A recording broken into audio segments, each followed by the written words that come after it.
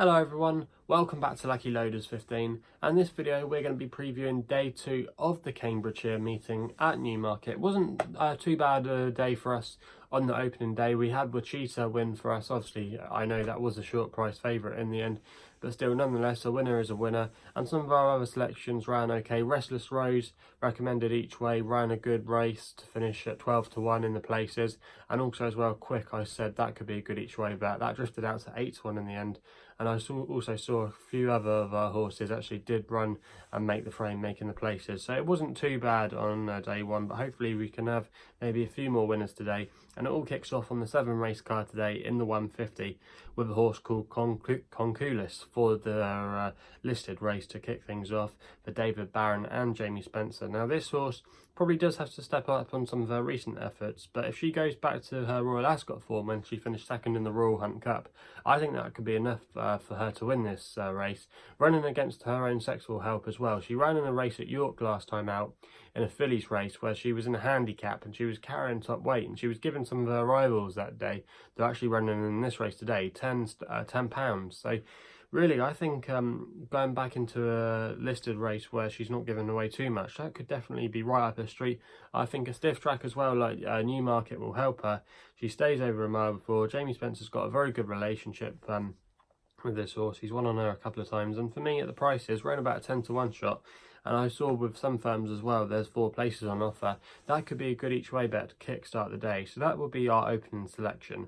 We then go to the 225, and I'm going to go with a horse here called Promissory, who is the favourite at the moment for John Gosden and Frankie Dettori. Now this horse was a good second last time out behind Sir Ron Priestley at Goodwood in a nice little race there. The form obviously was boosted with Sir Ron Priestley going on to win the St. Ledger, or not going on to win I should say, but to finish second in the St. Ledger behind Logician. That was a good effort there from Sir Ron Priestley that day, and it's nice to see the form's been boosted. This horse I think has got a good chance in this race today, because the yard of John Gosden has got a good record in the race. They've won 3 of the last 4 run-ins, and I think that with that record for the stable, this has definitely been a race they've targeted for this horse. And for me, there's not too much in the way of opposition for Promissory to worry about, and I think it's quite an easy race for her to win. We then go to the 3 o'clock, and I'm going with a horse here called Festival Day. This horse is trained by Mark Johnston, and Franny Norton is booked for the ride. Now I actually put this horse up before it even ran on debut at Goodwood. For the other company I do a bit of work for called the Punters page. It was my nap on the day, and this horse absolutely flew home. She was very well fancied in the betting. I think she was favourite on the day 6 to 4, and she already had an entry for this race before she even was seen at the race course. So they've always probably thought quite highly of her, and she was a bit unlucky, I thought, not to win at Goodwood that day. She then went to Chepstow on her next start, where she was mightily impressive, improving on that run at Goodwood to break the 2-year-old track record at Chepstow. So that was definitely a good move forward there for this horse. Now she is going to be coming into this race for the first time for the class of it anyway, into group company.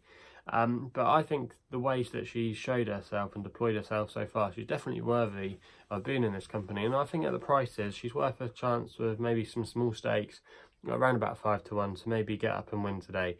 So that'd be the selection there. The 335, the feature race of the day, and I think King of Comedy's got his chance here to show his class. Frankie Dettori and John Gosden has the most solid form in the bag with his Group 1 efforts, finishing 4th in the Juddmonte International at York, and then finishing 2nd in the St James's Palace Stakes at Royal Ascot. That form obviously from the St James has worked out really well, because Circus Maximus went on to win the Prix Moulin in France, and also as well Two Dun went on to win the Sussex Stakes at Glorious Goodwood. So that's a good level of form. He's a short price, but I think he's the solid option. He gets the 3-year-old allowance as well, the weight for age, and I just think there's a lot of things in his corner today. So that's going to be the selection there. We then go with the next race, a novice race for newcomers. I thought Society Lion could be the one to play here for Sir Michael Stout and James Doyle. There's a few exposed ones, especially from the Aidan O'Brien stable, but you've got to respect them, and you've probably got to think his form claims give him the lead in chance in the race.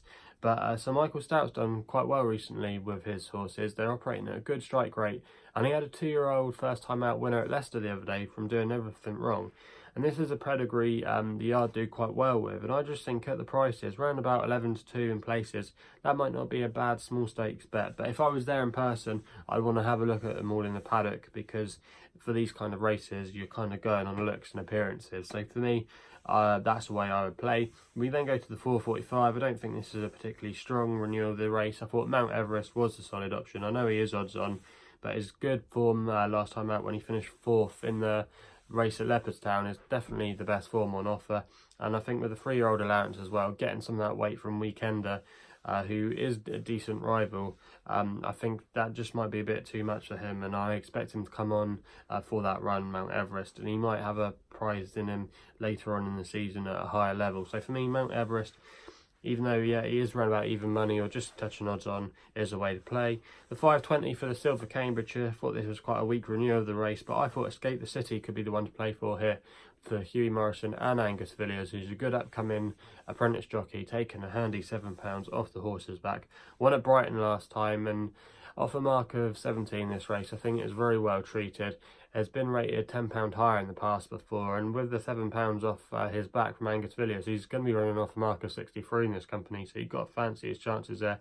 He's ran about 7 to 2 shot with some firms, and I think really he should be the favourite for this race. So I think he's got a lot of things in his favour today, and he would be my tip for the final race on day 2 of the Cambridgeshire meeting at Newmarket. So if you haven't done so already, please hit the subscribe button for more videos here on my YouTube channel at LuckyLoads15.